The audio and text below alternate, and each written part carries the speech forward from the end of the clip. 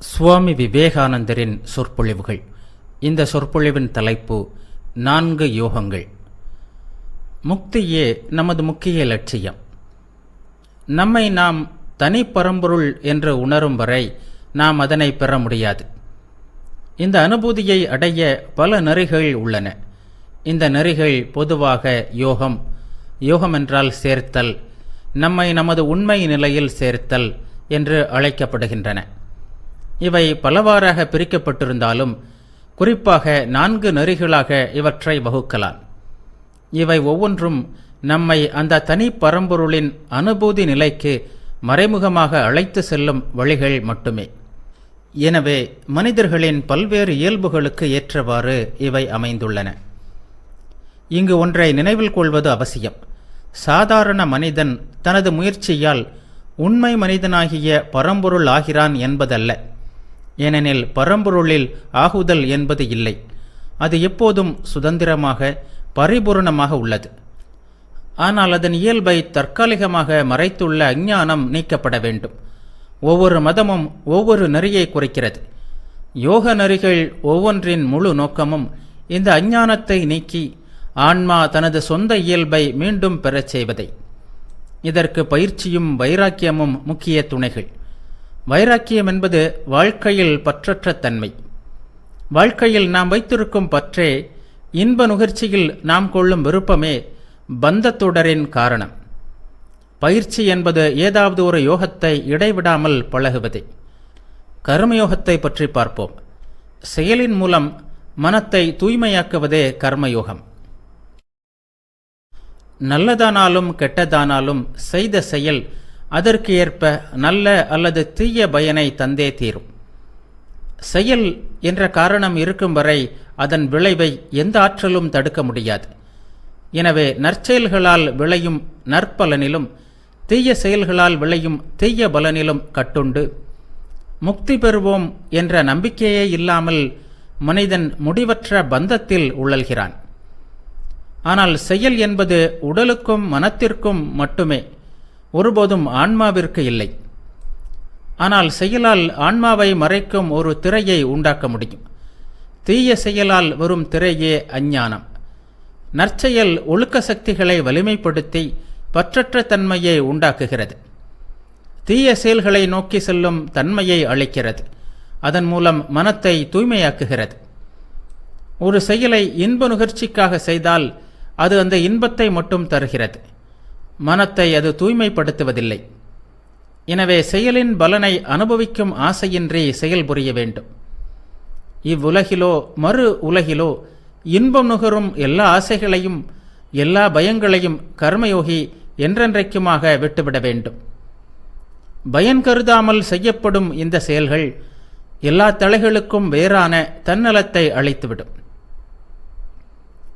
கர்மயோகியின் அடிப்படை கொள்கை நான் அல்ல நீ என்பதை. அவன் எவ்வளவுதான் தியாகம் செய்தாலும் அது அவனுக்கு போதாமலே இருக்கிறது.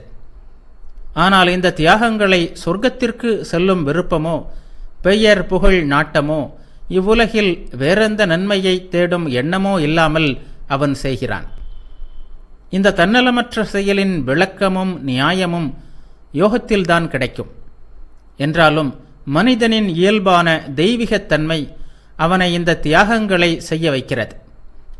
அவன் எந்த கொள்கையையும் கருத்துக்களையும் உடையவனாக இருந்தாலும் சரி, வேறெந்த நோக்கத்தையும் கொள்ளாமல் பிறரது நன்மைக்காக மட்டுமே தியாகங்களை நேசிக்க செய்கிறது. பலருக்கு பணத்தால் உண்டாகும் பந்தம் மிகப்பெரியதாகும். பொருளாசையை ஒட்டி தொற்றிக்கொண்டுள்ள அனைத்தையும் உடைத்தெறிவதற்கு கர்மயோகம் அவர்களுக்கு முற்றிலும் இன்றியமையாதது. அடுத்து வருவது பக்தி யோகம். பக்தி அல்லது வழிபாடு அல்லது ஏதேனும் ஒரு வழியில் அன்பு செய்வது மனிதனுக்கு மிக எளிய, மிக இனிய, மிகவும் இயல்பான நெறியாகும். இந்த பிரபஞ்சத்தின் இயல்பான நெறி கவர்ந்தெழுத்தல். அதற்கு பிறகு நிச்சயமாக நிகழ்வது பெரிதல். மனித இதயத்தில் இயல்பாகவே உள்ள ஒருங்கிணைவதற்கான தூண்டு சக்தியே அன்பு. அது தன்னளவில் துயரத்திற்கு காரணமான ஒன்றாயினும் தகுந்த விதத்தில் தகுந்த பொருளில் செலுத்தப்பட்டால் முக்தியை தரவல்லது. பக்தியின் நோக்கம் இறைவன். அன்பு செய்பவரும் அன்பை ஏற்பவரும் இன்றி அன்பு இருக்க முடியாது. நமது அன்பை ஏற்பவர் முதலில் அந்த அன்பிற்கு பதிலாக நம்மீது அன்பை செலுத்துபவராக இருக்க வேண்டும். ஆதலால் அந்த அன்பு கடவுள் ஒரு வகையில் மனிதத்தன்மை உடையவராக இருக்க வேண்டும், அன்பு தெய்வமாக இருக்க வேண்டும். அத்தகைய ஒரு கடவுள் இருக்கிறாரா இல்லையா என்பது இங்கே கேள்வி இல்லை. நெஞ்சில் அன்பு உடையவர்களுக்கு பரம்பொருள் அன்பு தெய்வமாக உருவக் கடவுளாக வருகிறார் என்பது உண்மை. இறைவன் நீதிபதியாகவோ தண்டிப்பவராகவோ பயத்துடன் பணியப்பட வேண்டிய ஒருவராகவோ வழிபடும் முறைகள் தாழ்ந்தவை. அவை வர வர விரிந்து உயர்ந்த முறைகளாகலாம். எனினும் அவை அன்பு என்னும் பெயருக்கு தகுதி வாய்ந்தவை அல்ல. இனி நாம் அன்பை பற்றி பார்ப்போம். அன்பை ஒரு முக்கோணமாக உருவகப்படுத்தலாம். இந்த முக்கோணத்தில் கீழுள்ள முதல் கோணம் பயமின்மை. பயம் இருக்கும் வரை அது அன்பு ஆகாது. அன்பு எல்லா பயங்களையும் ஓட்டிவிடும். குழந்தையை காப்பாற்றுவதற்காக ஒரு தாய் புலியையும் எதிர்த்து நிற்பாள். இரண்டாவது கோணம் அன்பு ஒருபோதும் எதையும் எதிர்பாராதது, கெஞ்சாதது. மூன்றாவது உச்சி கோணம் அன்பிற்காகவே அன்பு செய்வது. இங்கே அன்பை ஏற்பவரை பற்றிய எண்ணம் கூட மறைந்து விடுகிறது. அன்பிற்காக அன்பு செய்ய அன்பே வழி. இது மிக உயர்ந்த தனி தத்துவமாகும். பரம்பொருளும் இதுவும் ஒன்றே. இனி அடுத்த யோகமான ராஜயோகத்தை பார்ப்போம். இந்த யோகம் மற்ற யோகங்கள் ஒவ்வொன்றுடனும் பொருந்துவதாகும். நம்பிக்கையுடனோ அது இன்றியோ எவ்வகையிலாவது சாதனை செய்பவர்களுக்கெல்லாம் இது பொருந்தும். ஆன்மீக தேடலுக்கு உதவுகின்ற உண்மையான கருவே இதுவே. ஒவ்வொரு விஞ்ஞானத்திற்கென்றும் தனியான ஓர் ஆராய்ச்சி முறை இருப்பது போல் மதம் என்னும் விஞ்ஞானத்திற்கான ஆராய்ச்சி முறை இந்த ராஜயோகம். சிறந்த இந்த விஞ்ஞானமும் பயில்பவரின் பல்வேறு இயல்புகளுக்கு ஏற்ப பற்பல செயல்முறைகளை உடையது. இதன் முக்கிய பகுதிகள் பிராணாயாமம், மன ஒருமைப்பாடு, தியானம் என்பவை. கடவுள் நம்பிக்கை உடையவர்களுக்கு ஓம் அல்லது வேறு மந்திரங்களை குருவிடமிருந்து பெறுவது பெரும் துணையாக இருக்கும். ஓம் என்பது அனைத்திலும் உயர்ந்தது. அதன் பொருள் பரம்பொருள் என்பதே. இந்த மந்திரங்களை ஜெபிப்பதும் கூடவே அவற்றின் பொருளையும் தியானிப்பதே இங்கு முக்கிய பயிற்சியாகும். நான்காவது வருவது ஞான யோகம். இது 3 பகுதிகளாக பிரிக்கப்பட்டுள்ளது. முதலாவது உண்மையை பற்றி கேட்பது, ஸ்ரவணம். ஆன்மா ஒன்றே மெய்ப்பொருள், மற்றவை யாவும் மாயை என்பதை கேட்டு அறிதல்.